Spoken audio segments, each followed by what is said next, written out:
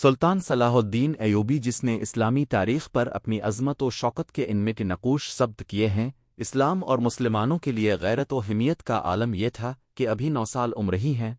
عیسائی فوجیں رہا پر قبضہ کر کے مال و اسباب لوٹ کر عورتوں کو پکڑ لے جاتی ہیں۔ یہ فلم دیکھ کر تو صلاح الدین ایک ترکی بوڑھے کو لے کر سلطان عماد الدین زنگی کے پاس پہنچتے ہیں،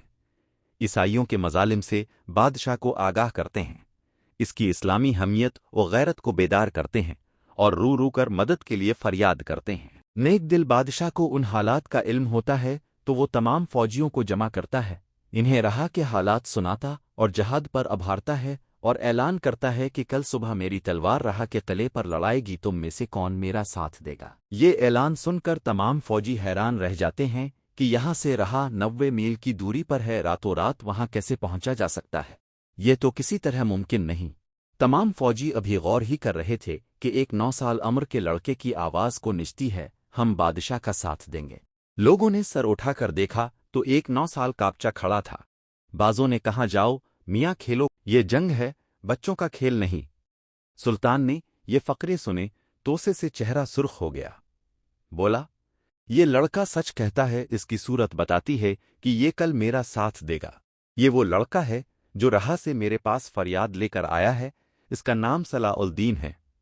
یہ سن کر فوجیوں کو غیرت آتی ہے، سب تیار ہو جاتے ہیں اور اگلے روز دوپہر تک رہا پہنچ کر حملہ کر دیا۔ گھمسان کی جنگ ہوئی، عیسائی سپہ سالار مقابلے کے لیے نکلا، سلطان نے اس پر کاری ضرب لگائی مگر لبھی کی زرہ دار کو بے اثر بنا دیا۔ عیسائی سپہ سالار نے پلٹ کر سلطان پر حملہ کیا اور نیزہ تان کر سلطان کی طرف پھینکنا ہی چاہتا تھا کہ صلاح الدین کی تلوار فضا میں بجلی کی طرح چمک اٹھی اور ذرا کے کیے ہوئے حصہ پر مرکزی عیسائی سپہ سالار کے 2 ٹکڑے کر کے رکھ دیے۔ عیسائی سپہ سالار کے موت کے گھاٹ اترتے ہی عیسائی فوج بھاگ کھڑی ہوئی اور رہا پر مسلمانوں کا قبضہ ہو گیا۔ آن ہر شخص کی زبان پر صلاح الدین کی شجاعت کے چرچے ہیں۔ جوان ہو کر صلاح الدین مشرق کا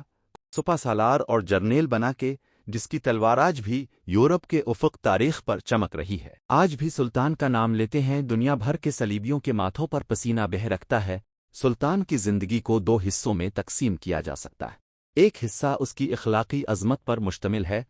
دوسرا میدان قتال میں برسر پیکار ہو کر دشمنوں پر یلغار میں کرنے اور شاہین کی طرح جھپٹنے پر مشتمل ہے۔ مشہور صلیبی جنگجو رچرڈ کے، جس کو پوری یورپی صلیبی دنیا کے بادشاہوں نے بڑی بڑی افواج کے لشکر جو کئی لاکھ فوجیوں پر مشتمل تھے اور اس کے ساتھ وسیع مال و دولت کے ذخائر اور تمام طرح کے اسباب مہیا کر کے کیل کانٹے سے صلیبی فونوں کو مسلح کر کے بھیجا تھا کہ جاؤ اور جا کر سلطان صلاح الدین کو ختم کر کے، مسلمانوں کو نیست و نابود کر کے، ان کا نام و نشان اور وجود ختم کر کے، صلیب مقدس کا پرچم تمام مشرق میں گاڑ دو، صلیب کی عظمت منواؤ اور صلاح الدین کو اور اس کی فوجوں مسلمان رعایا کو تباہ و برباد کرنے کے بعد بیت المقدس پر قبضہ کر کے، جو صلاح الدین کے قبضہ میں ہے، وہاں صلیب کی عظمت کے ڈنکے بجا دو۔ اس مقصد کے حصول کے لیے خون کی ندیاں بھی بہائی پڑیں تو دریغ نہ کرو۔ ہاں،